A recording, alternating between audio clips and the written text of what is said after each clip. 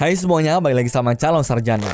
Tahu nggak sih guys, kalau masalah yang masih belum bisa diatasi sama negara tuh apa? Ya, kesenjangan orang kaya dan juga orang miskin. Buat para gelandangan sendiri, mungkin paling gampang ya menyerah sama hidup mereka guys. Tapi untungnya kisah gelandangan yang satu ini nggak pernah berhenti berharap kalau suatu saat hidupnya tuh bakal berubah. Jadi penasaran kan? Ya udah, kami persembahkan kisah harus seorang gelandangan yang hidupnya berubah dalam semalam. So, nggak usah pakai lama lagi, siapin diri kalian dan nikmatin videonya.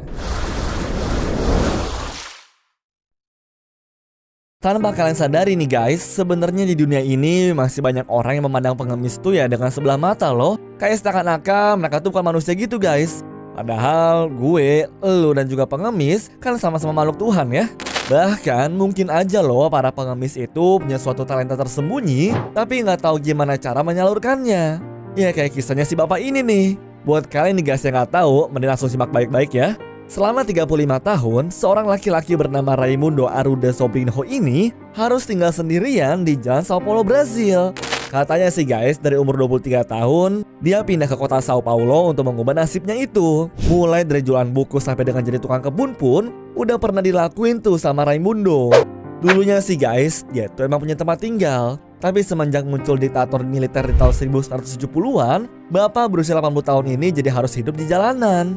Walaupun gak punya pekerjaan dan tempat tinggal, tapi Raimundo gak pernah patah semangat buat menulis puisi ataupun cerita pendek loh. Dengar-dengar sih, itu merupakan suatu hobi dan passion dia guys. Tapi karena penampilannya kurang mendukung, jadi gak ada yang tertarik buat ngeliat tulisan dia deh tuh. Sampai akhirnya, perempuan bernama Sheila Monteiro lewat di depan Raimundo selama berhari-hari dan selalu melihat bapak ini lagi menulis di bukunya yang lusuh. Entah kenapa, suatu hari tiba-tiba aja Raimundo memberikan salah satu puisi buatannya ke anak perempuan tersebut. Kalau menurut Sheila sih, puisi itu bener-bener bagus loh. Karena hal ini, Sheila punya ide untuk membuatkan sebuah akun Facebook biar bisa membagikan hasil karya tulisan si bapak. Siapa yang bakal nyangka ya kalau ternyata banyak orang yang ngebaca dan mulai mencari Raimundo di sekitar jalan kota Sao Paulo.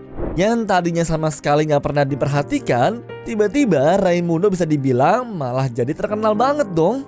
Bahkan nih beberapa pembacanya tuh suka datang ke Raimundo hanya untuk berbagi cerita sekaligus bertukar kabar. Kemudian bukan cuma itu doang berkah yang didapetin sama si Raimundo. Karena Facebook yang dibuat sama Sheila ini membuat adiknya jadi mengenali sang kakak dan langsung pergi mencari dia. Katanya sih guys, aslinya tuh dia udah hilang selama 7 tahun tanpa penyebab yang pasti. Ya, tapi intinya sang adik tuh menyesal karena gak mencari lebih giat dan membuat Raimundo hidup di jalanan sendirian. Setelah tinggal sama adiknya, penampilan Raimundo bisa dibilang beda banget ya.